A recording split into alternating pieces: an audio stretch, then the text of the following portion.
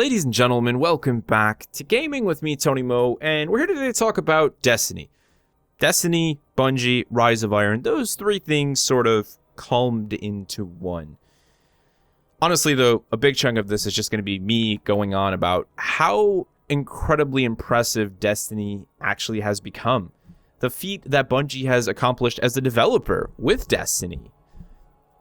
We're going to bumble around a little bit with the Warlock here. I just got some gameplay of me trying to level up my damn Warlock. He's way behind. My Titan's behind. My Hunt, I'm so far behind. I'm not the person who worries about maxing my character inside of Destiny. Unfortunately, Destiny has improved over the years to better suit people like myself, and Rise of Iron is going to continue to do that as well. So let's first talk about Destiny and Bungie together as a whole.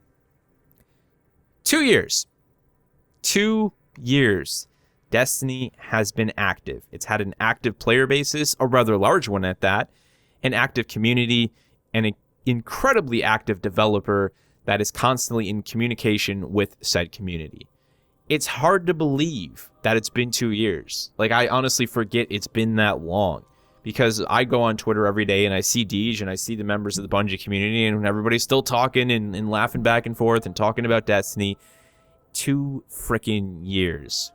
What an absolutely incredible feat. Seriously, Bungie, like, I don't know if you realize what you've done, but can I just have a giant round of applause from all of the Destiny fans? Because, damn, I didn't, it never really crossed my mind that it'd be coming back to the game, for this long. They put down on pen and paper, like, oh, we want to do Destiny as a 10-year project, and you're like, yeah, whatever, we'll see, and then here you are. And I'm almost in the same place I was following Halo throughout the years. Obviously, quite a different experience, but nonetheless, the same developer seemingly doing it all over again.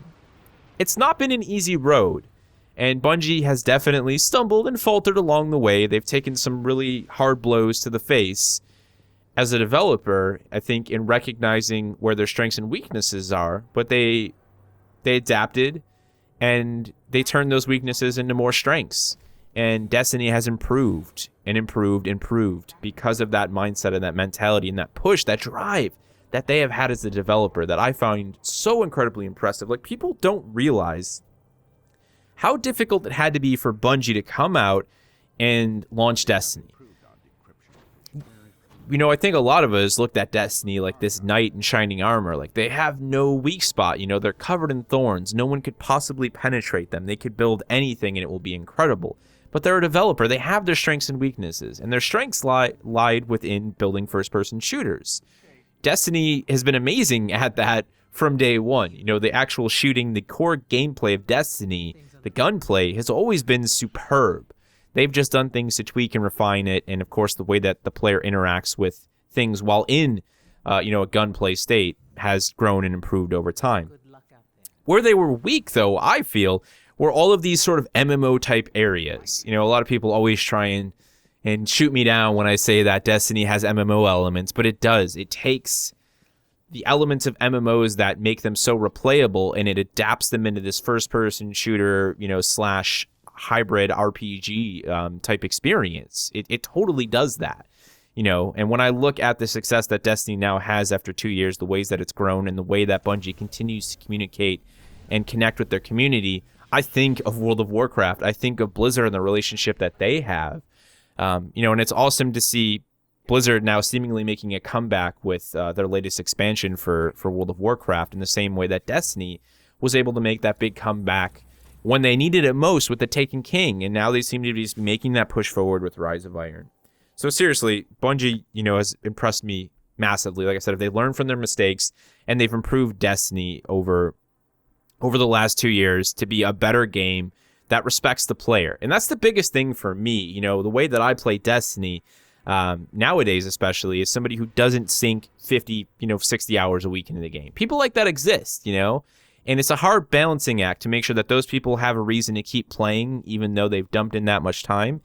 But to also make sure that someone like myself can come to the weekend event, like Iron Banner, and put in 6 hours and still have the same opportunities to acquire gear that that person who put in 60 hours did. That's a hard thing to do, but it's something that I feel they've been able to do just recently. Taken King, I think, made a push for that, but the way they altered infusions was one of the smartest things, and I'm happy to see that that is remaining exactly the same in Rise of Iron. Because to me, that was, sort of the final element of that push for respecting the player's time. When Destiny first launched, it was obvious that it didn't respect the player's time. There were a lot of grindy elements of the game that were there to keep the player playing what was a smaller amount of content than most of us were looking for, to keep them coming back time and time again. There was a huge element of grind. Taken King removed a lot of that, and Destiny finally became a game that was only grindy if you chose to make it grindy. But the one piece of that puzzle that still felt weak was the way infusions were handled. It became really hard to get to that light level so you could run that, higher end raid or that element of Prison of Elders. So when they changed infusions, with the spring update, that was a big thing for me. To me, that was like the final piece of the puzzle in the learning experience that Bungie was having with Destiny. It just kind of clicked, and they're like, boom. We don't need to string players along. We can let them play the game. They can put in their 40 hours for the expansion. They can walk away and come back, and chances are they will. They must be looking at the numbers. They see the community is there. The community is supportive. They've got big YouTubers like Datto, still covering the game when the time comes. People still excited to play the next expansion. Rise of Iron, drops the trailer and they showcase it, and 50,000 plus people show up on Twitch to be like, hell yeah, we'll be there. Like, the community for Destiny is insane. Bungie has built something really special, and I applaud them for respecting that, learning from their mistakes, and just pushing forward. So there you have it, guys. A bit of a gloat over Bungie as a developer. They seriously just... You can't deny what they've done. You can hate on Destiny all you want for whatever reasons, but you cannot deny the facts. They learned from their mistakes, and they built a better game. They built a really great game, and that's why today, when someone tells me they haven't played Destiny for one reason or another, I say, do yourself a favor, grab a copy of the Taken King edition, get all the expansions that you need up until this point, and play the damn game. There's minimum 100 to 200 hours of content before you even start doing things to gain gear and increase light level. And you've got Rise of Iron dropping, for $30 in like a couple months. If you fall in love with the game, this is a great time to soak it all up. I myself am super excited for Rise of Iron. If you guys are looking for a place to find all of the details sort of wrapped up in one, I strongly recommend you check out Datto's video. He's like the only Destiny YouTuber I still watch. I've always enjoyed the way he does his content. He did a nice little, sort of compilation of everything that we know from the big Game Informer info drop. Just keep you up to date on what Rise of Iron is all about, what it's going to be doing. For me, though, there was a couple things I wanted to talk about. First and foremost, some more elements being introduced into Rise of Iron that I think are all about respecting the player's time. That's a big thing for me when you build an MMO-type experience like this. These sustainable, persistent experiences, whatever you want to call them, whatever floats your boat. It's hard to respect the player's time. MMOs like World of Warcraft struggle with this. Persistent world games struggle with this. It's not an easy thing to do. You have to give the player a reason to come back, but you never want them to feel like they are spending their time unnecessarily.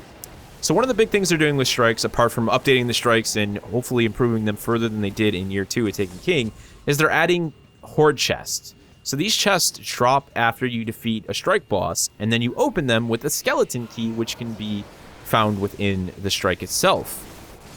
These keys can be used in any of the chests across the different strikes. So if you've got one key from one strike, you don't want to use it there, you can use it on a different horde chest. Those chests, though, will give you access to strike-specific loot. It's no longer like, let's kill the boss with a thing on and 3 coins on and hope that they drop they drop something that we wanted. You now have this direct chest. I'm sure that will still be chance-based, but that just, to me, is definitely one of those elements of respecting the player's time. I really appreciate that. I'm really looking forward to the new strikes. A lot of you guys who watched my Destiny content in the past may have remembered me saying, multiple times that I wanted the strikes to be less like shooting galleries and more like micro raids. Year 2 was a nice step forward. We had some more interesting boss fights. I particularly love the Darkblade one. There's a couple other ones that I thought were really awesome. So hopefully in Rise of Iron, we'll be getting some bigger improvements. The new strike will hopefully be really dope. And on top of that, we're going to be seeing some updates to the older strikes. We're now going to be dealing with the Siva-injected devils. Great way, obviously, just to update the strikes really easily, just like they did with the Taken from the Taken King. So really looking forward to that. one of the big things that stood out for me, we have to talk about, you know, gear and cosmetics and things of that nature, because they're definitely a part of what makes the Destiny experience so special. There is absolutely no denying that. Now, we know there's going to be new weapons, new equipment, seemingly quite a bit more than I thought. You know, I didn't really know what they were doing for Rise of Iron, so when this info thing came out, you know, Game Informer, I'm like, whoa, there's some, you know, there's some cool looking stuff beyond what we first saw. They're also doing something called ornaments. Now, this hasn't really been well clarified by anyone. From what I saw in the Game Informer bit of it, was ornaments are a way to modify your gear and equipment. You know, they did it in a really kind of like Destiny lore-based way. The way they talked about it was like, I saw old armor become a new and a weapon turned into like a golden age looking thing. So maybe these are more than just weapon and gear skins. Maybe these are weapon and gear morphs. And that would be an incredibly ingenious idea, because a lot of us have wanted weapon skins. You know, we've wanted gear skins and things of that nature.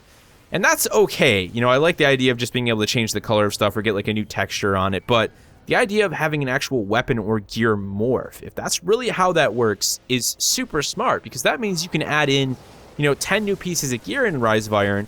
But with those ornaments, you're now adding a multiplier. So you might have 20 or 50 different combinations for the different sets of gear based on those ornaments and how they actually change the equipment. Again, we definitely need further clarification on that, but that sounds incredibly wicked cool, and I'm absolutely 100% on board for that if that's actually the way that works. Now, of course, new patrol zone, you know, new gear all over the place. I'm very excited for that stuff. As a person who enjoys, you know, the more single player and small form cooperative aspect of Destiny, I'm very much looking forward to the new mission stuff. You know, we're looking at 5 new missions that are going to kind of tell the tale of what's going on with Rise of Iron, and just maybe the end of that will somehow allude to what we can see in year 2, or I should say year 3, Destiny 2, essentially. And that's the last thing I want to talk about. We know they're going to be doing, they're bringing back like the Halloween stuff. They're bringing back Sparrow Racing League. I'm really excited about that because I didn't really get to spend too much time with it the first time around. But moving forward, you know, when I talk about why I'm so impressed with Bungie and Destiny, is they've made so many changes, they've learned so much that they're setting themselves up to be so much stronger going into the next Destiny experience. Whatever that is, Destiny 2, I don't know what the hell they're doing. I'm not even going to speculate or pretend I know. Whatever it is they're doing, they are a much stronger developer, and they are much more prepared than they were before. They have a community that is right there and so incredibly supportive and so passionate about the game that they're building. They are in an incredible position that I feel few developers are able to find themselves in. You know, I think we could count the number of developers on my hand. I can only think of one right now off the top of my head, and that is very much Blizzard with World of Warcraft, Blizzard with StarCraft. You know, like, they're in a rare position, a position that a lot of developers want to see themselves in, a position that the team at The Division wants to see themselves in, but I don't know if they will quite be able to get there.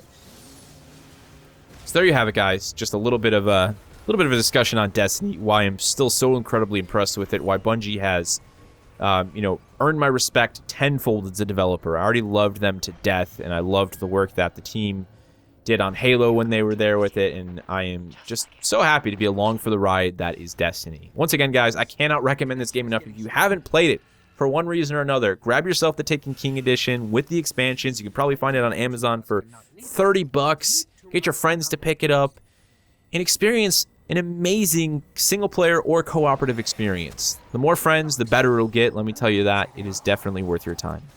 Thank you guys so much for watching. Of course, feel free to leave your thoughts and opinions down in the comments section below. I will see you in the next one.